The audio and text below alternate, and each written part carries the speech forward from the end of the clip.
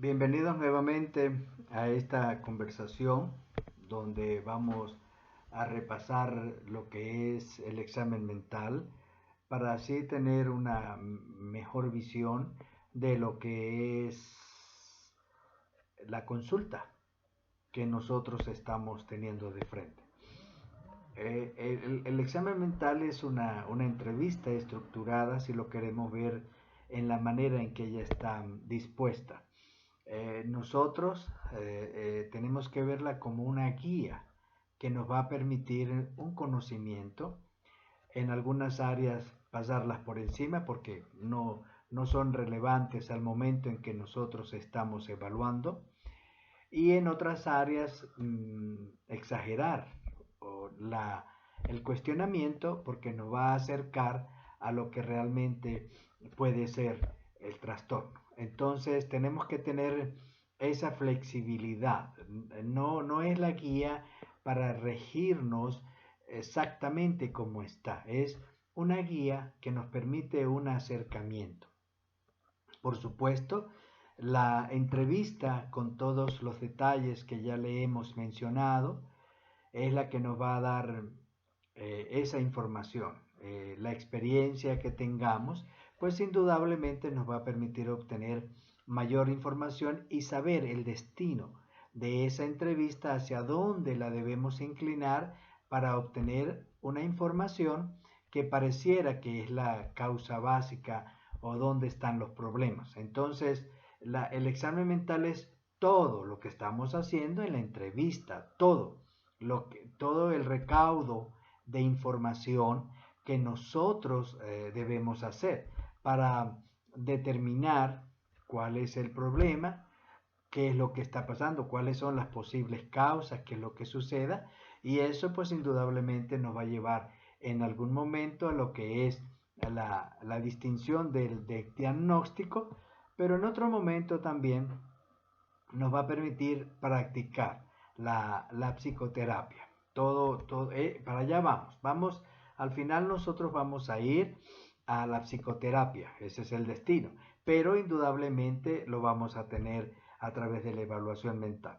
Es posible que en algunos casos esta evaluación es rápida porque las personas carecen de problemas, entonces no hay rollo. No, es un poquito de conocimiento sobre qué causa la psicosis, qué es lo que nosotros nos vamos a prevenir siempre en un examen mental, especialmente lo de solicitud externa que nos van a pedir desde una empresa, desde una institución académica o de alguna institución pública, la solicitud de una evaluación mental, donde lo que esperan es que las personas podamos distinguir que no se vaya a producir una psicosis. Entonces, o un trastorno grave, puede ser una manía, por ejemplo, o una depresión. Eso es muy difícil de determinar, en verdad, porque las características personales profundas son ignoradas por nosotros y las vamos a ignorar. Y los acontecimientos de la vida normal nos pueden producir una gran depresión o una gran manía a lo mejor, y no sabemos. Entonces, es esencial, ¿ve? Que ustedes comprendan la importancia de tener este conocimiento como el que nosotros estamos tratando de implementar. Bueno, por lo tanto, el examen mental, que es toda la evaluación, que incluye la entrevista, que incluye la historia clínica, todos los datos que hemos recogido, ahí está. Desde ahí podemos observar, no necesitamos ir a través de toda la entrevista paso a paso, sino que en la medida que el lenguaje vaya desarrollándose, la entrevista se vaya dando, nosotros podemos ir evaluando cualquiera de los ítems que en ese momento estén presentes. Entonces, es esta amplitud en la entrevista la que nosotros requerimos para hacer la evaluación. Bueno, partiendo de eso, tenemos los modelos también, ¿ve? Los modelos teóricos hacia dónde se inclinan, cuál es la importancia de algunos detalles, otros no son importantes. Recuerden, hay algunos modelos solamente que se basan en la anomalía de la experiencia o la anomalía de la cognición. la anomalía del comportamiento y se van por ahí y se centran en esa parte. Hay otros que somos más amplios y estamos buscando en muchas partes la razón de los problemas y la razón de los síntomas que nos traen a consulta. Bueno, habiendo dicho esto, es importante ¿ve? El desarrollo natural de una conversación natural entre el entrevistador y el entrevistado. Es a través de esa conversación, de nuestra simpatía, de nuestro agrado por lo que estamos haciendo, es lo que nos va a permitir ser agradables para el consultante y puede ser que ganándonos esa simpatía y siguiendo los parámetros que nos marca Rogers en la terapia centrada en el cliente, pertenecientes a lo que es el entrevistador, entonces eso nos va a ayudar.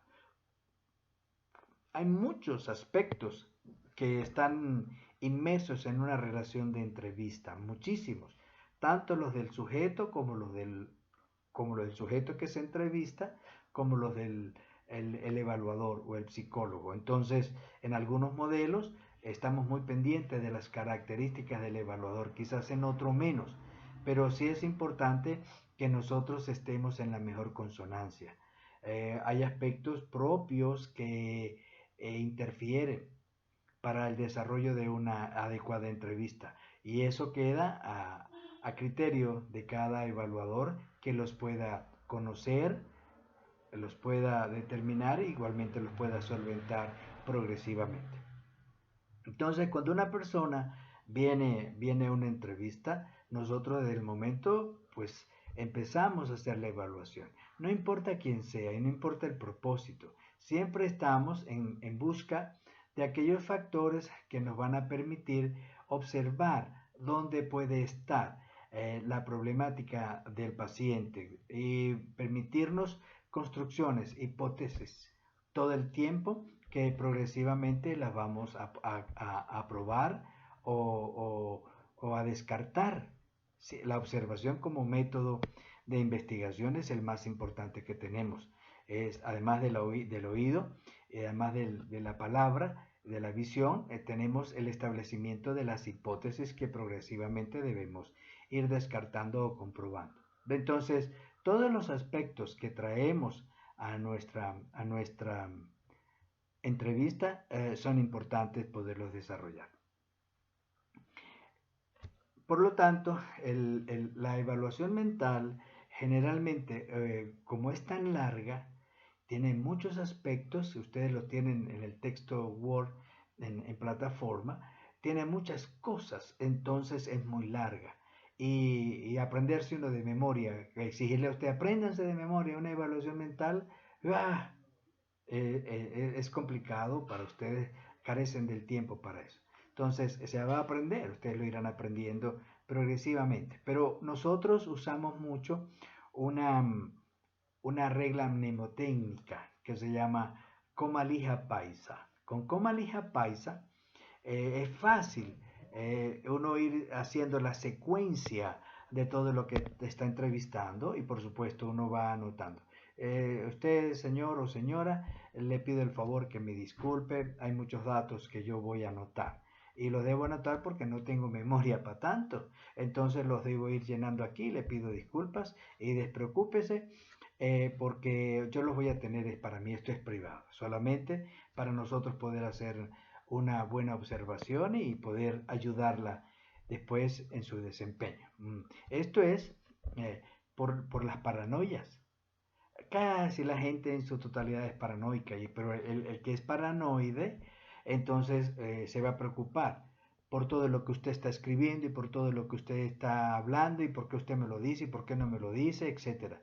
Entonces, esos son aspectos que antes de que uno se dé cuenta, vamos a llamarlo así, pues lo vamos a ir desarrollando para ganarnos la confianza. Entonces, voy a anotar cualquier cosa que usted me diga o que a mí me parezca importante para podérsela repreguntar y carecer de que se me olvide, pues no sepa qué hacer, entonces yo la voy a ir anotando, ¿ok? Así como nos sientes, en muchísimo gusto. Y aquí estamos. Entonces nosotros empezamos a hablar coma lija paisa, ¿verdad? Si con coma lija paisa, entonces el primer aspecto que nosotros debemos es evaluar la conciencia. Ok, pero como somos corteses, empezamos y cuénteme cuál es su apellido y nombre, dame su teléfono, dame su cédula de identidad y su dirección donde usted vive, ajá, y con quién vino usted. Son maneras, tenemos que ir sabiendo con quién usted vino solo, lo están acompañando o cuál es la razón de esto. Entonces le dirá, bueno, porque me mandaron de la compañía, porque vine por mi cuenta, me siento un poco regular, porque es un examen que me pidió el psiquiatra, o es una evaluación que me pidieron en el ministerio porque estoy compitiendo para poder obtener una plaza, lo que usted quiera. Ah, bueno, entonces usted va anotando.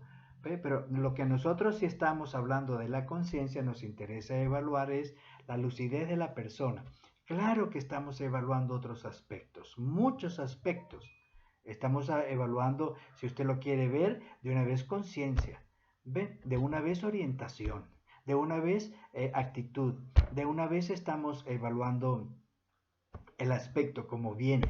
De una vez estamos evaluando el lenguaje, de una vez estamos evaluando pensamiento, todo lo estamos evaluando y eso nos va a permitir entonces después ir llenando, si lo queremos de esa manera, las respuestas al examen mental o las respuestas que ustedes tengan. Lo que estamos es anotando porque es muy importante. Entonces, ven, la conciencia, ejemplo, tiene conciencia lúcida. Este es un tema grande, yo lo tengo que restringir porque si no los videos son inmensos y me cuesta mucho tiempo subirlos a la internet.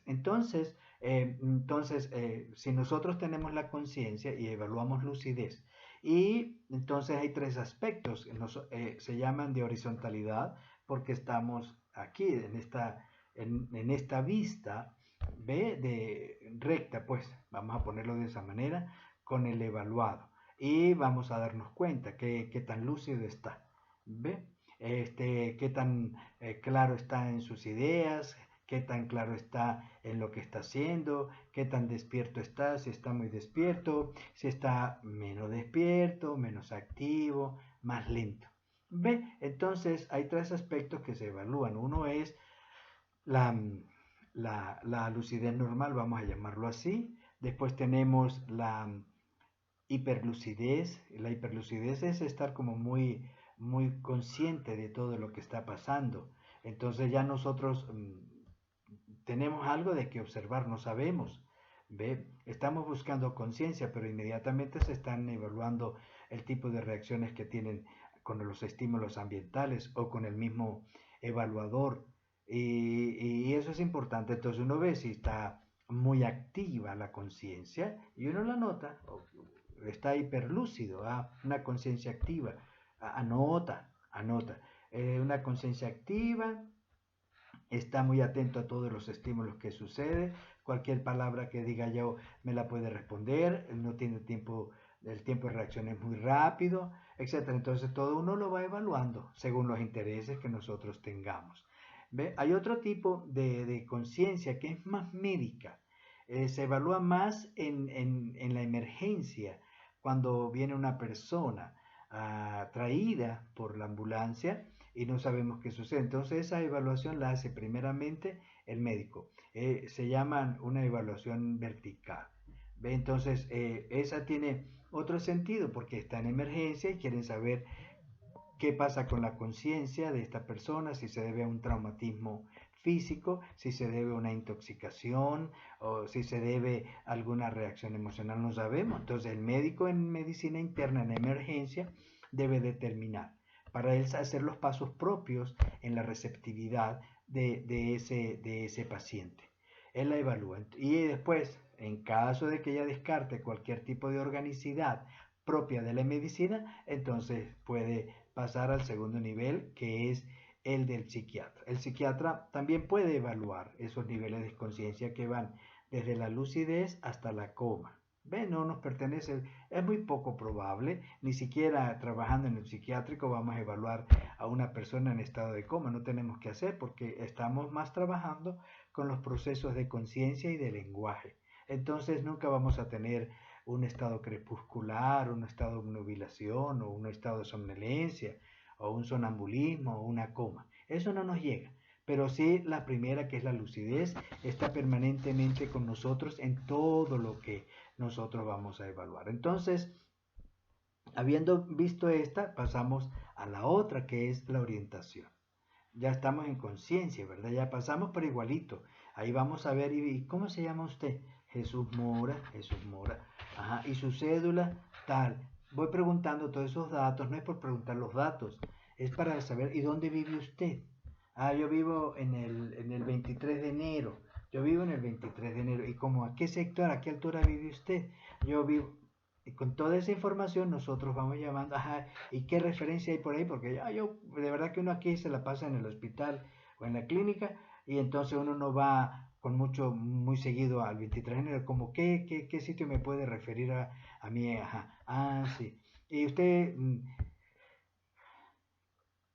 cómo está aquí? Bien, bien, ¿y usted sabe dónde está? Claro.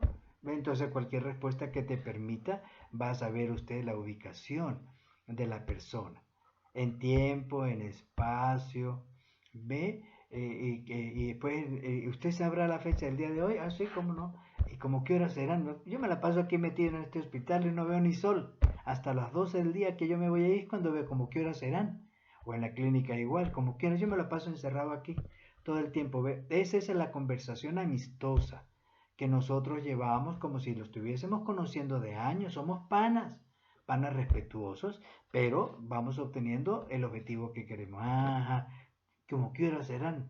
Deben ser como, no sé, no tengo ni idea, ya siento hasta hambre aquí.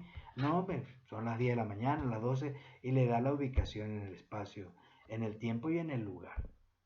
Son conversaciones, no es cuestionario, es conversaciones, porque todo lo que la persona va diciendo, nosotros tenemos el comalija paisa, tenemos el modelo teórico, tenemos los signos de las enfermedades, tenemos la dinamicidad de las enfermedades, entonces en ese momento estamos evaluando. Todos esos aspectos se evalúan en estas simples conversaciones porque toda la persona te va a dar la información. ¿Ve? ¿Y cómo le va a usted en esta circunstancia? ¿Cómo está la calle? La calle debe estar complicada o no complicada. No, estamos bien. Yo la llevo bien. Yo no tengo, no pasa nada. La gente, pues que el COVID, pues yo no tengo miedo al COVID. No, yo estoy recate, yo estoy chévere. No tengo, la gente es boba, no es que la gente está ahí y en eso entonces todo no puede uno vivir. No, yo estoy requete chévere. Mire, yo no tengo preocupación de nada. Ay, la mascarilla. No, ¿qué mascarilla? Me la pongo que sí que usted quiere. Pues me la voy a poner porque a mí no me hace falta. Entonces uno va evaluando cómo la circunstancia. Y va viendo, ay, cómo percibe el tiempo este señor, cómo se le va pasando rápido, se le va pasando lento, cómo lleva la vida. Bien, entonces, a lo mejor voy viendo cómo el lenguaje va rápido, le cuesta pararse un poquito, va como medio eh, ligero, no lleva pensamiento, sino solamente la producción de la palabra. A veces me cuesta mucho pararlo. ¿Ven? Si vemos entonces una lucidez que está muy claro, ya que la reacción a los estímulos está muy rápida, y aquí tenemos una conversación muy rápida, entonces nosotros vamos viendo. Y el tiempo está, ¿cómo va el tiempo? No, ya la estoy pasando requete bien. A veces no me da tiempo ni para todas las actividades que yo tengo que hacer, muchísimas. Yo tengo que ir a la iglesia, tengo que ir al trabajo, tengo que ir a hacer unos trabajos a la gente, hacerles unas bendiciones, porque hay que hacerle bendiciones a la gente. Ah, sí, está bien. No, pues sí, tienes razón. Ahí vamos bien. Entonces, ya nosotros ya vamos evaluando, ¿ve? Mucha información en términos de cómo la persona tiene su ubicación en tiempo, espacio, en sí mismo y en el lugar. Y de eso de alguna manera, pues ya entonces ya nosotros vamos dando. ¿Por qué es importante el diálogo? Porque hay muchas personas que a veces tienen experiencia en las entrevistas y ya saben lo que le van a preguntar, y ya saben lo que tienen que responder, ya han aprendido. Entonces uno lo que hace es jugar con el lenguaje, con el manerismo, con las gesticulaciones, para poder de alguna manera ganarse la simpatía y esperar que bajen las defensas y nos salga el lenguaje que nosotros estamos interesados en observar. Entonces, esto es importante. El otro aspecto que nosotros tenemos que ver es la memoria. La memoria es importante, no porque eh, nos va a dar muchos signos graves en lo que está pasando. Puede darlos y puede no darlos. ¿Ve? Como una entrevista normal puede indicarnos síntomas o síntomas graves asociados con signos de cualquiera de los trastornos y ve, tienen una asociación un poquito delicada, pero una persona normal pues no nos va a dar problemas en ningún sentido, nos va a dar problemas es cuando usted requiera detectar que esa persona no va a ser psicótica, que le pueda dar una depresión. A cualquiera nos puede dar una depresión. Si yo estoy ahorita en estas condiciones, como a cualquiera de ustedes, y lo bota la novia, usted va para depresión. Lo peor que puede pasar, o lo mejor, también se va para una manía, no sabemos. Entonces, el ir comprendiendo estas posibilidades de todo lo que nosotros estamos haciendo, pues nos va a ayudar. ¿Por qué? Porque yo les coloqué a ustedes unas preguntas iniciales. Para mí son de protocolo. Voy a definir la palabra protocolo. La palabra protocolo lo que quiere decir que son los pasos o los requisitos que se deben cumplir, en este caso en la entrevista, para yo poder estar seguro del diagnóstico o bastante seguro del diagnóstico que yo voy a ofrecer. Entonces yo les coloqué a ustedes al inicio de lo que es el examen mental preguntas, a mi parecer son de protocolo. En mi administración de la entrevista yo las tengo de protocolo, es decir, obligadas. Porque esas preguntas deben ser 10, 8, 10, yo generalmente tengo 10. Entonces, esas preguntas son esencialísimas. ¿Por qué? Porque nos va a dar mucho detalle sobre lo que nosotros estamos haciendo. Entonces, una de las primeras preguntas es, recuerden siempre, discúlpenme por favor, discúlpenme. Voy a hacerle algunas preguntas que son de cierta intimidad. Le pido el favor, me la responda con la mayor honestidad para yo poder seguir adelante en esto. Ajá. Entonces, una de las preguntas es, cuénteme, si está casado y ahí está, mire, ¿cómo está usted? ¿Cómo está con su esposa? Estoy bien, estoy chévere. Los problemas normales que siempre tenemos. Bueno, ¿alguna vez usted ha pensado separarse de su esposa? ¿Ella ha pensado en votarlo de alguna manera? Esa pregunta es esencial. A lo mejor le dicen, no, yo soy feliz, estoy tranquilo, no se preocupe, yo soy feliz.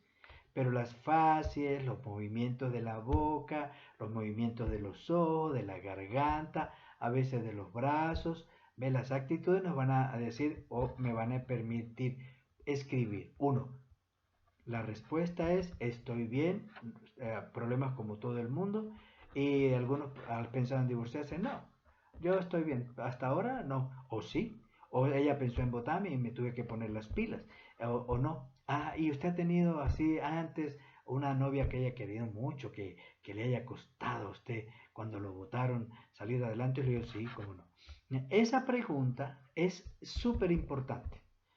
Le voy a explicar por qué y les pido disculpas porque creo que no voy a terminar en el tiempo que llevo esto. ¿Por qué es súper importante esta pregunta? Porque nos va a permitir observar qué defensas, cómo salió del proceso, qué le sucedió, qué detalles, qué trauma se formó. Una separación es traumática, sin excepción. Una separación si a mí me vota, quien me vote, yo quedo en trauma. Entonces, eso es importante saberlo, porque más tarde o más temprano lo voy a tener que evidenciar en la memoria y en el lenguaje y en el pensamiento, en lo que ustedes vayan haciendo. Entonces, es esencial que esa pregunta, como todas las demás, yo se las hice, ustedes las pueden ir repasando y buscar el significado. Recuérdense, no es solo preguntar, es cuáles son las respuestas que me dan. Y con el conocimiento que yo tengo sobre trauma y separación, y sobre duelo y melancolía, o sobre duelo y depresión, entonces yo voy a estar preparado porque aquí tengo respuestas. ¿Ve? Muy, muy importantes. Ejemplo, ustedes lo van a ver y lo tienen de experiencia personal. Doctor, tengo una nueva novia.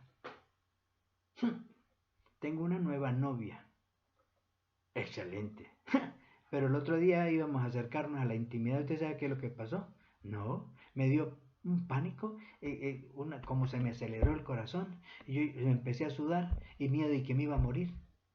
Ah, ¿cómo usted ha visto esto? Es eso lo que les quiero mostrar. Entonces, caemos en duelo, caemos en depresión y no visitamos las ideas suicidas, que yo las debí preguntar o las debo preguntar en el primer momento o las voy preguntando de acuerdo al texto. ¿Y usted alguna vez ha pensado en matarse? No, yo no.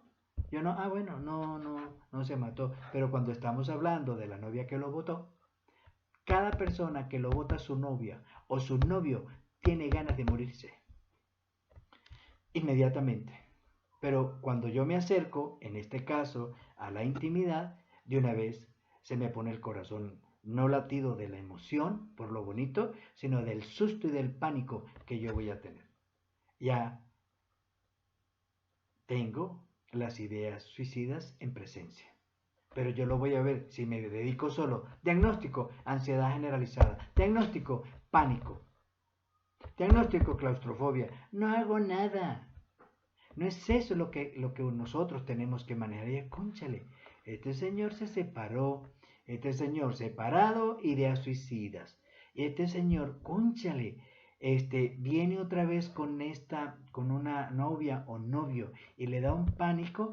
Pánico es la presencia reprimida de la ira y el pánico es a morirse, por lo tanto tiene ideas suicidas. Este señor, cuando lo votó la primera novia, le dijo a Dios: Señor, prefiero morirme, aguantar este sufrimiento, ¿cómo es posible? Ojalá me muriera. Gracias. La mente mañana se lo va a recobrar de una manera más discreta cuando se encuentra con una persona y le da un ataque de pánico. Entonces, por eso es importante cada una de las preguntas que nosotros vamos a hacer, porque ella nos lleva, yo se las coloco así como porque tengan idea, tengan nociones y sepan lo que hay ahí. Esas 8 o 10 preguntas merecen clases completas en clínica para nosotras poderlas explicar y que ustedes se enriquecen. Y quizás tengo alguna clase haré para enseñarle a ustedes, a lo mejor en trastorno se me ocurre, ofrecerle a ustedes una clínica para que tengan una curiosidad y se pueden ofrecer. Voy a ver cómo se las desarrollo como una clase de teoría. Bueno, entonces esto es esencial. Con una pregunta o con dos preguntas o con las tres o con las que sean, nosotros tenemos la clínica de una agorafobia completica. Bellas, entonces vamos a hacer el tratamiento. Este señor tiene idea suicida. Se le alborotaron todas las porquerías que se formaron cuando lo votó la primera esposa o la novia, quedó desbaratado y no se pudo recuperar. No hay recuperación. Esto lo tenemos que guardar. Ya lo vamos a tratar. ¿Ve? Entonces, eso es esencial para que ustedes puedan entender el examen mental. ¿Qué es lo que nosotros hacemos? No solo la guía estructural, sino las otras guías clínicas que nosotros podemos tener. Yo tengo 8 preguntas que no les aparece a usted en ninguna parte, pero les prometo, y lo voy a hacer, para que ustedes entiendan por qué son tan importantes todas estas preguntas, por la clínica que ya tienen. Y no está en los libros, ni está en internet.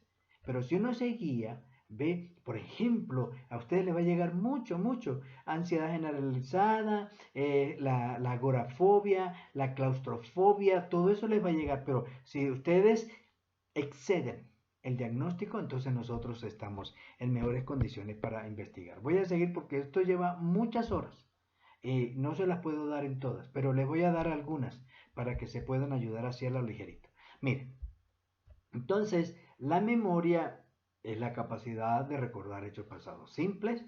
Tenemos una memoria anterógrada y una memoria la retrógrada. La anterógrada hace referencia a la fijación de detalles o de la información que se requiere en el momento. Y más tarde yo la puedo recordar. Ve, doctor, ¿cómo es que se llama usted? Jesús Mora. Anota el nombre, tiene que aprendérselo. Si usted no se lo aprende, entonces ¿cómo hacemos? Aquí no vamos a hacer nada. Aprende. Mi nombre es Jesús Mora. Ah, bueno, sí, doctor, muchas gracias. Y al ratico, doctor, discúlpeme, ¿cómo es que es su nombre? Jesús Mora. Jesús Mora, no, Jesús, anótelo, anótelo. Estoy jugando porque ya sé que el Señor no tiene memoria. Y la memoria anterógrada está un poquito dándole. Señor, una pregunta. Usted cuando va a las fiestas, ¿cuántas personas conoce y a cuántas personas le aprende el nombre? No, yo tengo mala memoria para las personas. No me diga. ¿Ve? Sí, no, vamos anotando. Bueno, de vez en cuando a mí también me pasa. Voy a una fiesta y a mí nadie se me ocurre. Pero ¿ve? Coincide uno y va llevando la conversación fluidamente en lo que nosotros tenemos que hacer. Entonces, esa es la memoria. Y por supuesto usan una palabra técnica que se llama mnesia, M-N-E-S-I-A, mnesia. Amnesia es memoria. Entonces le añaden los sufijos hiperimnesia, hipomnesia. Entonces, eso nos implica una gran memoria y una pobre memoria. ¿Qué es lo que pasa aquí? ¿Por qué es importante? Bueno, hay personas que en condiciones naturales tienen una excelente memoria, pero hay signos que son donde la memoria es extraordinaria. Es número uno. Van a quedar ustedes impactados si alguna vez tiene una persona que tenga hipermnesia. Porque recuerdan el detalle, recuerdan el momento, recuerdan todo. Así como las novias de uno que uno no le para nada los detalles, ella tiene el detalle, el día que el primer beso, la primera emoción, el primer helado, el primer sí, el primer recuerdo, todo. ¿Ve? Y si tú tienes una falla, la hipermnesia se la saca completica. Es muy importante. Entonces, este detalle hipermnésico, hay algunos trastornos como la manía o como la esquizofrenia, ¡ja! Que es una excelencia, es un gusto entrevistarlos sobre todo. Tú lo pones a estudiar algo y el estudio les va a dar unas sorpresas enormes porque tienen como que mucha memoria, vamos a llamarla memoria para no caer. Entonces, esto es importante, ¿ve?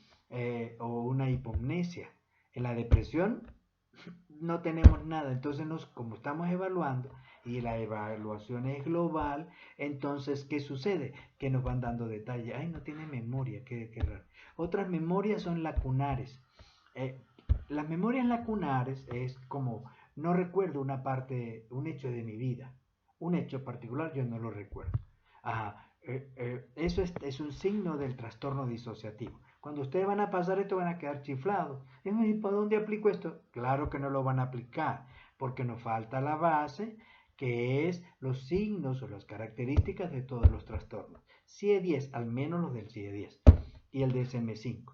Pero para nosotros, ya que estamos un poquito más como eh, en, inveterados en todo esto, entonces tenemos una amnesia, es un trastorno disociativo. Si te aparece una amnesia lacunar, estamos listos a observarlo. Porque la persona, ¿qué es lo que quiere decir? Que hizo una tarea antes. Por ejemplo, una oficinista, ¿ve? Va a su trabajo y pasa un problema, lo que sea, ya lo veremos. Entonces, se le olvidó, recuerda una parte anterior, recuerda una parte posterior y el jefe le está reclamando porque le mandó a hacer un trabajo a tal momento y ya está ida. B nos da un trastorno disociativo en la primera palabra que tenemos. Por lo tanto, la amnesia, hay a veces amnesias masivas. La persona no recuerda ni quiénes te lo van a observar, van a llegar a su consultorio con el esposo y con los al lado. No sé quiénes son ellos. Ese hombre no lo conozco, no sé ni por qué me trae. Lo traigo porque dice el que me puso. Y por mí no tengo nada que hacer con él. ¿Ve? Entonces, estos son sucesos traumáticos. La memoria, la mente en general, es afectada por las vivencias traumáticas de las personas. Y hay muchas vivencias traumáticas. Muchas. Por eso hay una pregunta que se llama colecho. ¿Ve? ¿Con quién duerme usted? ¿Con quién ha dormido usted? ¿Hasta qué edad durmió usted con sus papás? Esto no es una bobería. Es porque nos pone clínicamente, independientemente de que muchas personas o muchos padres crean que es un factor positivo, es una desgracia. Clínicamente hablando, lo que yo sé, si alguna persona lo va a hacer y muchos profesionales lo van a hacer, respetuosamente les digo, mantengo mi criterio. Usted mantiene el suyo, haga una exposición, una apología al colecho y yo le hago la defensa o la prevención a cómo no se debe hacer. Entonces, eso es esencial, porque me va a permitir ya con esa pregunta irme metiendo por otros aspectos que son importantes para mí. ¿Ve? Entonces, ahí tenemos otro pedacito. Entonces, es importante ver estos detalles de la memoria. Hipermnesia, hipomnesia, amnesia lacunar, pérdida masiva de la memoria, que puede ser un síndrome uh, amnésico, pero está ahí. Puede ser neurológico, puede ser, no lo sabemos. Pero un detalle, los detalles de la neurología son mínimos y graves. Mínimos y graves. ¿Ve? Entonces, es esencial que conservemos esta distinción de las enfermedades orgánicas, le corresponde a la neurología especialmente, y las enfermedades funcionales, que son netamente psicológicas, es decir, se alteran las funciones sin una alteración orgánica. Por lo tanto, ingresamos en el campo de la psicología, que es nuestro campo. Por eso es importante, entonces hay algunas. Ahorita siempre está la de moda, ahorita es el Alzheimer. ¿Ve? Entonces, esta es una enfermedad neurológica. Se está dañando el cerebro, por lo tanto se pierden las funciones. Y le corresponde, en este caso, a la neurología aplacar su medicación. Yo, psicólogo, no tengo mucho que hacer. Sin embargo, en mi experiencia con las personas que he tenido que sufren un Alzheimer, vamos a ponerlo en sus inicios, se hace terapia. Pero lo que vamos a encontrar siempre es uh, la relación de pareja perturbada y con mucha humillación de parte de uno de los miembros a la pareja, y entonces genera como en vez de uno morirse, pues entonces ojalá yo me fuera, ojalá yo no quisiera ni escuchar tanta porquería, y uno se va deteriorando.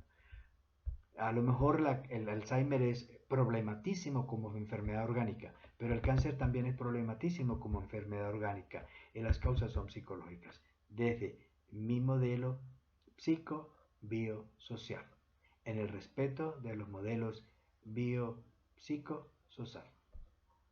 Entonces, eso es esencial. ¿Por qué? Porque me exige la investigación. Y al exigirme la investigación, entonces yo puedo meterme, ejemplo, con un Alzheimer, con un alcohólico, que su falla es orgánica, una demencia por Korsakoff es orgánica. ¿Ve? Entonces ya están algunas neuronas dañadas. No digo que no, no digo que no, pero mi función es psicológica y yo debo trabajar al máximo esa función para poder determinar la verdad de lo que yo estoy buscando. Eso es. Entonces, dejamos las orgánicas y nos quedamos siempre con las funcionales.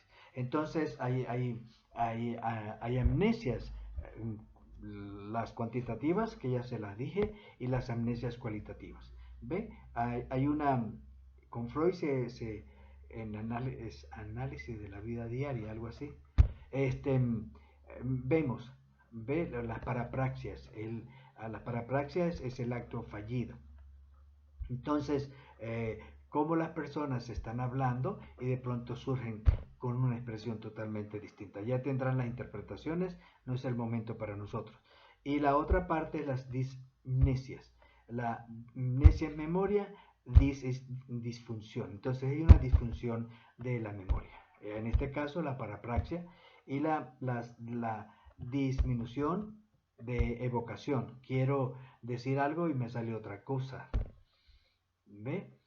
No es un acto fallido, sino que quiero decir Pedro y me sale perro. Quiero llamar a Pedro y me sale perro. Dios mío, ¿esto qué es? Es una disfunción de la memoria. tiene todas las interpretaciones, la que usted quiera, en este momento fuera. Entonces, y la dispnesia de fijación, que es la capacidad indudablemente, ejemplo de grabarme el nombre de una persona. Y eso pues indudablemente pues nos da cierta incomodidad.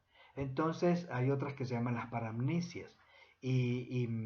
Las paramnesias lo que quiere decir es que uno en el discurso que tiene mete mentiras. Eh, a lo mejor dirán, algunos llaman mentir patológico. Todo mentir es patológico. Y si yo me acostumbro a las mentiras, es patológico. Porque tengo la incapacidad de ofrecer la verdad ante los hechos.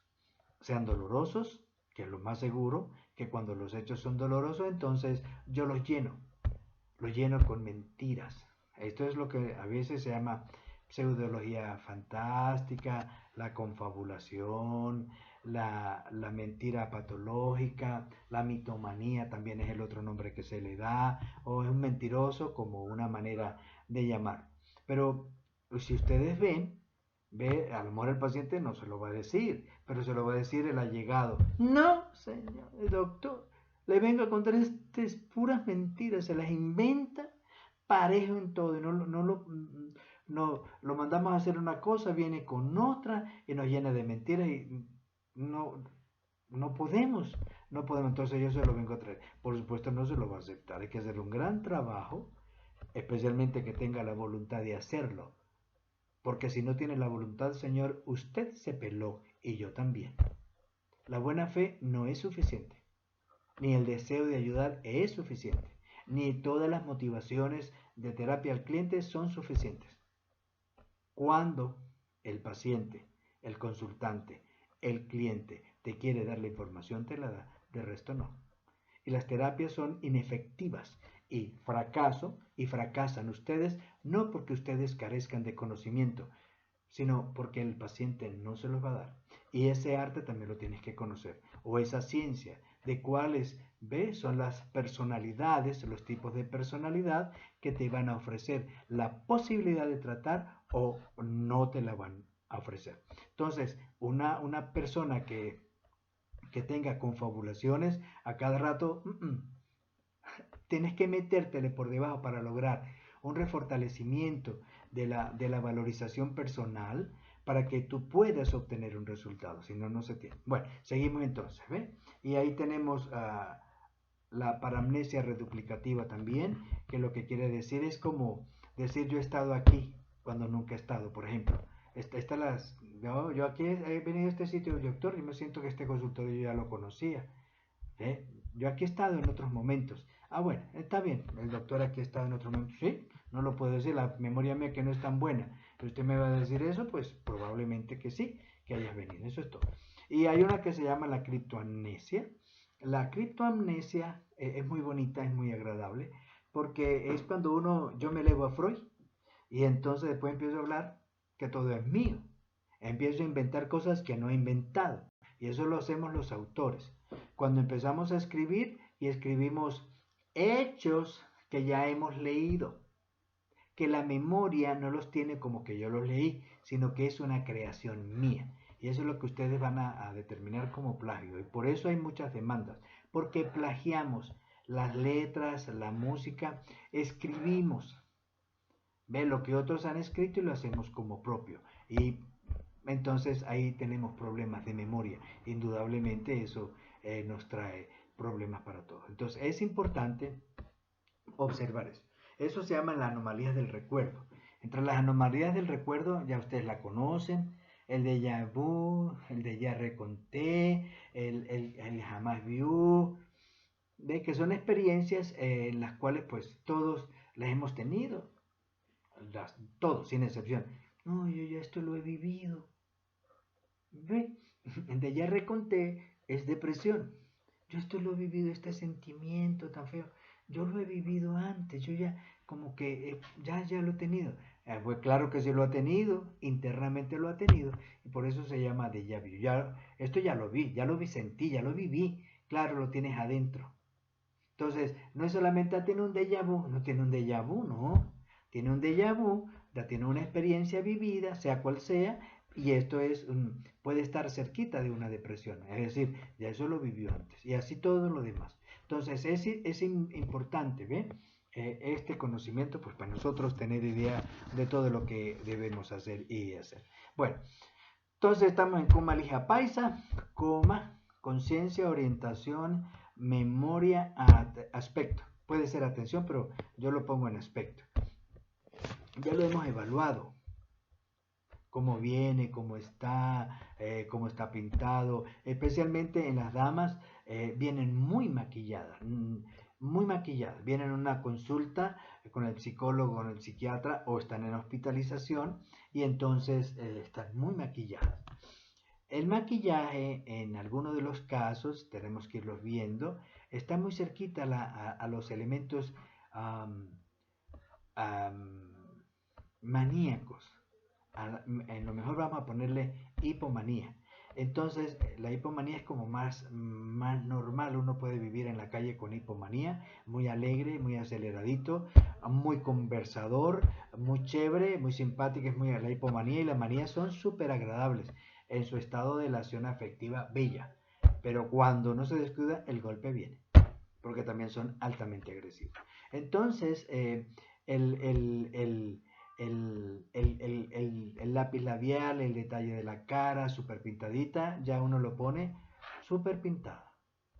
Rubor exagerado o pintura de labios exagerada, etcétera. Y eso es muy importante porque de pronto no sabemos. ¿Ve? Estamos tipos de personalidad. Ay, Dios mío. Esto me parece, para llamarlo de alguna manera, hay como rasgos histeroides, así como de mostrarse, de coquetería. Ay, mira esto. Bueno, estamos, ¿ve? Por eso la importancia de estudiar los tipos de personalidad, como los trastornos de personalidad, pero tener el tiempito para eso. Porque esto no nos va a dar, todo este examen mental no nos va a dar. ¿De dónde vamos a sacar un trastorno de personalidad? Ah, pero si tú lo sabes, te vas enfocando en las actitudes que vamos a tener, entonces, con las actitudes podemos tener una información sobre tipos de personalidad y es lo que tenemos que observar. Eso es lo que les quiero enseñar, ¿ve? Observar y unir. Ahorita no me vean que les quiero exigir, no.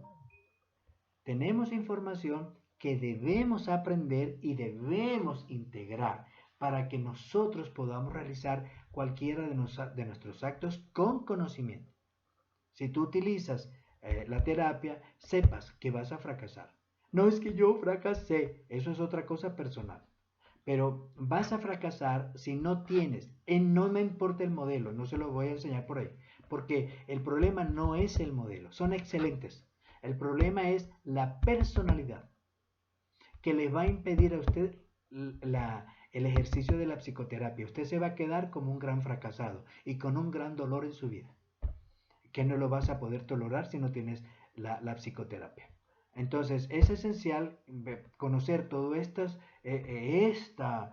conjunto de, de información en diagnósticos que nos van a permitir pues tener algunos fracasos, vamos a fracasar, vamos a tener éxito, vamos a tener éxito. Entonces irnos asegurando cuáles los mejores casos para nosotros acercarnos al éxito, si no nos llenamos de puros fracasos y ese no es el camino. Bueno, entonces los aspectos es importante y lo vamos a evaluar nomás en el primer detalle. O a mitad de camino, está como, o aquí hay violín, o el mío, aquí hay pecueca, o es la mía o es la del otro. Aquí huele a, esto está malo, huele como a pupú. ¿Qué pasó? Tiene huele a, uy, qué horrible, este hombre vino sucio. No, tenemos una patología. Entonces, el olor, ¿ve? Nos ayuda. Cuando uno tiene experiencia con psicóticos, tiene el olor de pupú, tiene comer pupú, tiene abrazos de pupú, tiene encuentros con pupú. Y como médico, pues entonces uno ya sabe todo lo que hay y lo que vamos a hacer. Puede pasar. Entonces, para eso es el aspecto, es evaluar todo esto. ¿Ve? ¿Por qué viene la persona? Me lo mandaron a una emergencia. A uno lo llaman mucho en emergencias. En la emergencia es donde uno fracasa, porque uno quiere ir a ayudar a la persona y la persona está en su peor condición, porque la enfermedad lo van a encontrar en pánico en COVID. Lástima, bueno, que quizás no hagan muchas entrevistas, pero cuando ustedes se aprovechen por algunas personas que les dio COVID, que son amigas de ustedes, van a ver el pánico que tienen, porque se van a morir. Ya conocemos que no es por el COVID, sino porque las ideas suicidas hicieron plaza. Y las ideas suicidas están relacionadas con un trauma, generalmente amoroso. Ustedes no lo saben. Ve, pero un señor tiene COVID y le da pánico porque la moza lo botó. Pero no se lo va a decir a usted, ni a nadie. Él está sufriendo solo. Si la moza me botó, ay Dios mío, que yo me muriera. Ah, no se preocupe, el COVID lo va a complacer. Pero si usted se mete a la información, no, que no hay nada. Si no lo sabe, peor. Pero si lo sabe, bueno, mire, cuénteme. Como usted como se ha pensado morirse. No, yo no he pensado, pero cuénteme. Ayúdeme. ¿Tiene alguna novia? ¿Alguna cosa extra que lo tiene mal? Porque no, yo no tengo nada. Entonces usted va a perder el tiempo. Lo he perdido.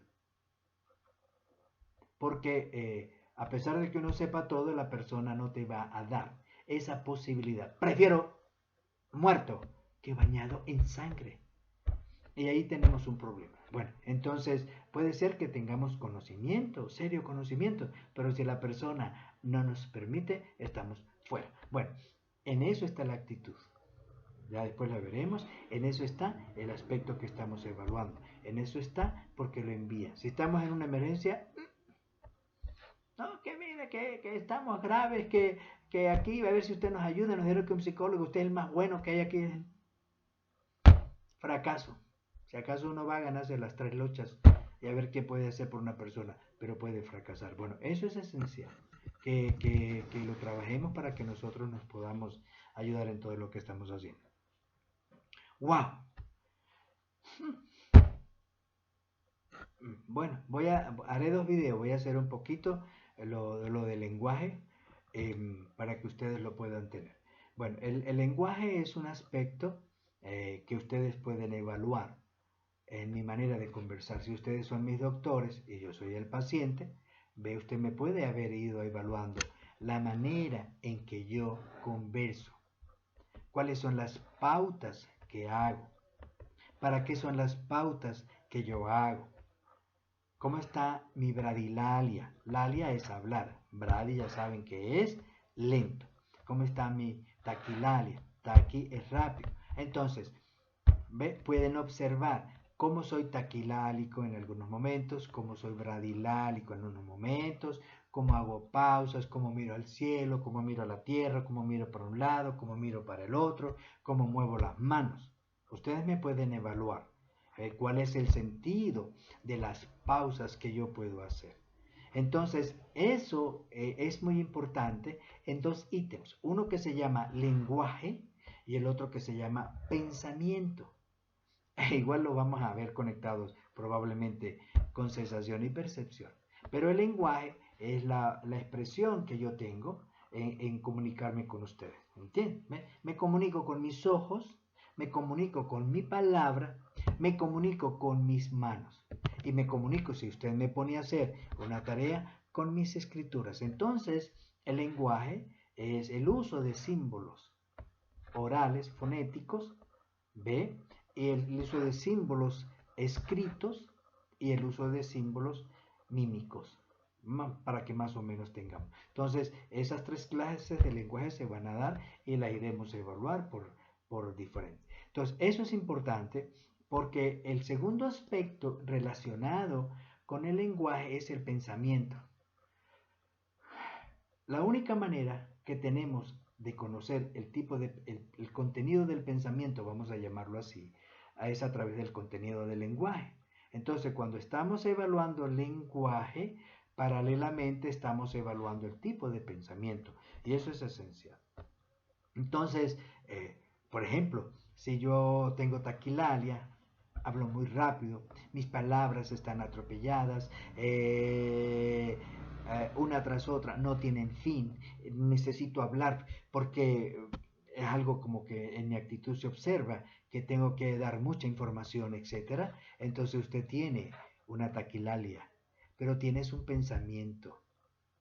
Y el pensamiento entonces va a ser taquipsíquico. ¿Son iguales? Son iguales. Pero lo importante es que vamos a observar el pensamiento a través de la palabra. Puede ser un pensamiento ordenado, coordinado, relacionado. Puede ser un pensamiento o un lenguaje incoordinado, ensalada de palabras, todas se pierden el significado, pongo una con otra, no me importa el orden, etc. Entonces yo estoy llevando una expresión del lenguaje y la estoy comprendiendo, qué es lo que la persona tiene por dentro. En mi bradilalia puedo tener espacios. Soy lento en el hablar, pero puedo tener espacios que, queriéndoles explicar a ustedes, yo hago interrupción. Entonces, cuando yo interrumpo mi discurso, además de ser lento, puede pasar y pasa que yo estoy escuchando mis voces o estoy escuchando mi pensamiento o leyendo mi pensamiento sobre otras actividades que tengo que darle a ustedes. ¿Ve? Entonces hago interrupción en mi discurso y ahí hay una inserción de pensamiento. Y yo tengo que preguntar, ay, Jesús, usted está parando aquí, ¿por qué paró? Ah, bueno, porque el pensamiento tengo que yo no sé si dar A o B. Y entonces mientras que yo decido A o B, pues tengo que hacer la pausa. Ajá, entonces analizamos A y B. El otro es el paro del pensamiento. ¿Por qué se para el pensamiento? Porque se para el lenguaje, sería en este caso. Porque son muchas las ideas que tengo. Y mientras que decido qué hay, pues entonces la cosa se me complica. Se lo voy a mostrar. Entonces en las disfemias, que es la tartamudez. Entonces el tartamudo, si ustedes algún día tienen un tartamudo, aprendan. ¿Qué? En ese ¿qué? Hay pensamiento. Que está ahí, está obstaculizando la salida de la palabra. Entonces es importante, que ustedes sepan que aún esta disfemia nos está proporcionando información que es muy hermoso, porque si lo ven por el cognitivo, entonces nosotros tenemos ideas que nos están interfiriendo y las podemos sustituir. Vamos a hacer la prueba. Y en eso ustedes van a aprender si el cognitivo les sirve o no y qué tan importante. Pero es eso. Entonces hay ideas que hay una inserción de pensamiento. No es psicótico. ¿Ve? Pero está alterando la pronunciación. Me está alterando mi equilibrio emocional. Y estoy un poquito incómodo porque ¿qué? Yo soy tatareto, tartamudo, disfémico. La vergüenza que tengo que tener para dármele a la novia va a ser muchísimo. Entonces, esto es importante. Ir comprendiendo esta analogía entre el lenguaje y el pensamiento. Bueno, hay formas como maneras de conocer, ve lo que las alteraciones del lenguaje. Es forma, la forma, en el curso y en el contenido. Forma, curso y contenido. Entonces, en la forma es la velocidad. La velocidad. Volvimos, ok, taquilalia, la bradilalia. En el volumen es el gritado. Hay personas, a lo mejor mi voz es baja y tengo que subirla para poder ser escuchado. Mi volumen es muy bajo. Por lo que ustedes quieran pensar, pero tiene una razón psicológica. Hay otros volúmenes que son gritados y eso también ustedes lo van a observar en la interacción cliente-terapeuta, evaluador, evaluado, entrevistador, consultante, lo que usted, o doctor-paciente, lo que ustedes quieran. Y lo van a ver en ustedes mismos alguna vez. Cuando tienen que gritar en el consultorio, usted no se puede detener. La razón es psicológica porque los aspectos inconscientes de la persona son muy fuertes y te están dominando. Y la psique, para poder garantizarse el diálogo, lo que hace es gritar. Y uno grita al paciente o el paciente en su oposición también grita. Entonces, eso es esencial. El volumen nos está hablando. Aún mi volumen habla de que existen unas condiciones previas que inhiben que yo tenga un tono, un volumen de voz audible, adecuado, etc. Bueno, hay muchas maneras de poderlo observar. A veces me cambia, se hace más sonora, mejor la voz, otras veces se hace inaudible. Y eso nos lleva entonces a otros tipos de lenguaje, como la pronunciación, las alteraciones en la pronunciación. Ustedes ven a los niños, ni la mamá los regañó, mi amiguito, ven por la calle. Eso es un lenguaje mascullante. En el lenguaje del alcohólico, así lo que se han echado los palitos ahí cuando estamos todos enredados con la lengua que no nos entienden. Ese es el farfullo. Entonces, pues nadie nos entiende. Ese es el lenguaje farfullante. Y tenemos que observarlo porque hay personas que no son niñas, pero que ya nos dan un detalle, y que no son alcohólicos, por ejemplo, y hablan y no se le puede entender nada. Y eso es importante para ir nosotros, pues, descubrir pensamiento. Bueno, entonces la otra es la anartria, que es el mudo. An es sin y artria y la pronunciación. Entonces, anartria es el mudo. Generalmente es una falla orgánica, pero no siempre. Este detalle es importante cuando estamos evaluando niños, porque hay niños que pueden ser sordos, tienen disfunción auditiva y esta puede ser orgánica y genera la imposibilidad de pronunciar. Entonces, eh, tenemos un detalle y igual como un niño que a veces no aprende a escribir, pues si es que está cegato, no puede ver. El pizarrón le queda muy distante. Ustedes han visto que tenemos que decirle a la maestra, un examen oftalmológico y ponga al niño mientras tanto pegado al pizarrón. El niño no ve y tú lo puedes hacer pues, con un examen corto de escritura que tiene muchas funciones en el consultorio.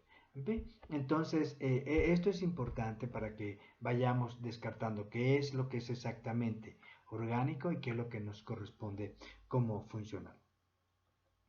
Otra de las palabras que se usan mucho es la afasia. Ustedes recuerdan por historia de psicología, los grandes neurólogos de la época se llamaron Broca y Wernicke. Entonces ellos descubrieron la afasia. La afasia de Broca, más o menos es así, es cuando uno conversa con una persona, el interlocutor no sabe cómo pronunciar las respuestas. Escucha bien, entiende, pero no puede pronunciar. En la fascia de Wernicke, la estructura mental o la estructura neuronal pierde el nombre del objeto. ¿Para qué es esto? Para escribir. Y esto, y le muestro el pizarrón. Para escribir. Y esto, para escribir. Ahí, ¿cómo se llama? No puede. Entonces, tiene el concepto, pero la palabra, el término carece de él. Esas son las afasias orgánicas. Indudablemente, sí, pues el médico lo más seguro es que el neurólogo ya los haya visto y haya dado el diagnóstico. Sin embargo, seguimos nuestro trabajo. Los casos difíciles son los que nos enseñan sobre nuestro conocimiento el que fracasa y el que triunfa. Las utopías son las ciencias del mañana. Entonces nosotros tenemos que saber eso para no enredarnos en decir que no podemos, no hacemos. Mientras que el paciente quiera venir a nuestro consultorio, las puertas están abiertas, en público y en privado, para yo poder aprender, para yo poder aprender. Y eso es una ganancia. Este no me paga, pero me paga el otro, porque ya tengo mejor dominio y pude aprender. Esa es la elegancia de ser psicólogo. Aprendemos muchísimo con los pacientes y nos dan mucha información que nunca retornamos. Y lo valioso que adquirimos se lo debemos a ellos. Y en esto, en mi caso, debo ser muy agradecido. Si sé algo, lo poquito que sé y lo poquito que yo les puedo transmitir a ustedes y la curiosidad, se debe a los pacientes con los cuales he fracasado y he triunfado. Pero lo mejor de todo es que yo triunfo con ese conocimiento. Eso se lo quiero dejar a ustedes. Entonces, ¿se recuerdan de parapraxia que era de Freud? Ahora aparece aquí en el lenguaje una que se llama parafasia, que es igual los actos fallidos. ¿Ok? Entonces, hay otras en términos de esto, que es el mutismo selectivo. Ay, Dios mío, llevo mucho tiempo. El mutismo selectivo, que es la elección que hace la persona para hablar de algunos temas o para hablar con algunas personas. Indudablemente, pues tiene unos antecedentes psicológicos importantes. El otro son los soliloquios. Todos hablamos con nosotros mismos, es una actitud. El soliloquio es importante porque en el caso de la esquizofrenia o en otros trastornos también, la persona queda hablando sola. Por supuesto, no es que está hablando sola, tiene sus alucinaciones o tiene sus pensamientos, ¿ve? Entonces establecen el diálogo permanente entre eso. Eso está ahí. Pero se tiene porque de pronto vemos a la persona que estamos en interlocución y está hablando sola, o estamos en hospitalización, entonces la persona está hablando sola. Y eso es simplemente una información adicional que nosotros tenemos que usar. La ensalada de palabras es importante como ensalada de pensamiento. ¿Ve? ¿Por qué? Porque la ensalada de palabras es palabras sin conexión y nos permiten observar que hay algo que está dentro interrumpiendo el pensamiento. Hay algo que hay. Hay muchas maneras de ingresar, pero por lo menos saber que eso existe. La otra es los neologismos. Forma parte, ¿lo ven? Del pensamiento en el sentido que es la creación de términos nuevos en función de los que yo tengo en la cabeza y de la interferencia del pensamiento. La ecolalia es el repetir. A veces uno lo hace, o los pacientes lo hacen, repiten las palabras que nos están escuchando, y a veces uno repite las de ellos por ecolalia, es decir, sin darse cuenta. Otras veces uno lo hace para poder devolver la información. Entonces, la ecolalia es importante. Otro que se llama la, la palilalia es importante, que la repalilalia es la repetición. En el texto de la misma palabra se repite. Entonces, si lo pueden ver, es como el pensamiento que se mete y obliga a que se repita la palabra, porque eso tiene un significado especial. Toda expresión de la psique tiene una motivación, tiene una causa. ¿Ve? A veces uno no va exactamente por eso, sino lo tiene como síntoma, y uno, por decir para que lo vea. Si yo tengo desvalorización de mí y tengo temor, voy a usar sus palabras por las mías, para que usted me acepte a mí. Entonces vamos construyendo una sintomatología que nos puede llevar, por ejemplo, a pensar, siempre, cónchale, esta persona ha sido maltratada horriblemente por la vida. Le eliminaron hasta su personalidad y le dejaron la de otra encaramada, por decirlo de alguna manera. ¿Ve? Entonces, esto es esencial para uno. Hay otras que se llaman las dislalias por distorsión. Uy, esto es largo. Y voy a hacerlo un poquito hacia puros nombres para que nos ayudemos. La dislalia por distorsión, ustedes la saben, el rotacismo, que culturalmente, al menos en todas las culturas se da, por lo menos en otros países yo también lo he escuchado. Y en el oriente cambian, tienen dislalia, tienen rotacismo y tienen lambagdismo. Sustituyen una letra por la otra donde va, pero es cultural. ¿Ve? Entonces, a veces los niños utilizan el deltacismo. Codo, voy a coder. Entonces, ahí hay algo, no sabemos qué es, vamos a ponerlo así, pero son las distorsiones que tiene en la pronunciación. Bueno, entonces hablé de las tartamudeces, ¿ve? Que la única se llama así, una disfemia tónica, que, al inicio se queda pegado. Y la clónica, que es la que, pero en cualquier parte de la expresión. Pero la tónica es cuando yo voy a conversar, a hablar, me quedo pegado. Y otras personas se pueden quedar en el medio. Y así sigue. Entonces, es importante todo esto. El lenguaje autista, ya con eso, con nomás escuchar a un autista en su lenguaje, ya nosotros, ya nos da espina, por lo menos para investigar qué es autismo. El autismo, entonces, el lenguaje del autista es carente de sentido, es repetitivo, no le importa la comunicación, falta de símbolos, aunque él pueda en un momento de emergencia expresar todo. Pero las comunicaciones son solo de su interés. El autismo es súper interesante, muy bonito, pero no por el autista, porque es el sufrido, sino por la clínica que tú vas a tener en los papás. Ejemplo, si a mí me traen un autista, un Asperger o esas cosas, lo primero que yo trato es al padre y a la madre. Soy un fracasado tratando autismo porque no los trato. Primero al padre y a la madre. Si la madre y el padre no me dan espacio, no me hago cómplice del niño.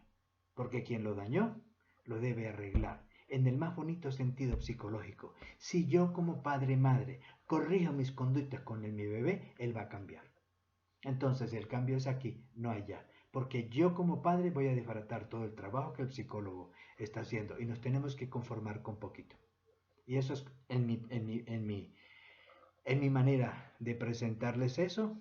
Yo lo primero que hago igual con los adictos es tomo al padre y a la madre que están en la casa.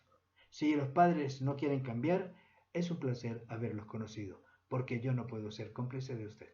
Y los padres generalmente no quieren cambiar, porque el hijo es la proyección de las porquerías que tiene en su cabeza contra su pareja y las porquerías de su vida.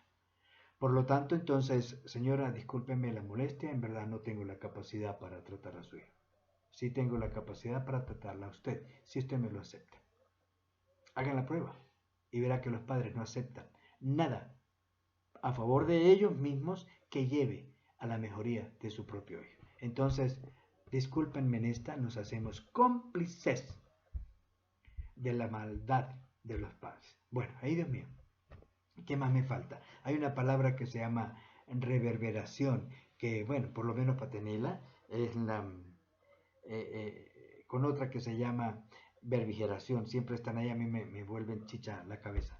La reverberación es una palabra que va destinada a llegar siempre a la misma expresión final, se llaman de lugar común. Lo que quiere decir es que yo llego siempre al mismo lugar. Mire, por ejemplo, mañana tengo que ir porque tenemos que ir a la montaña. Yo vengo a la consulta hoy temprano porque yo tengo que ir, me voy para la montaña.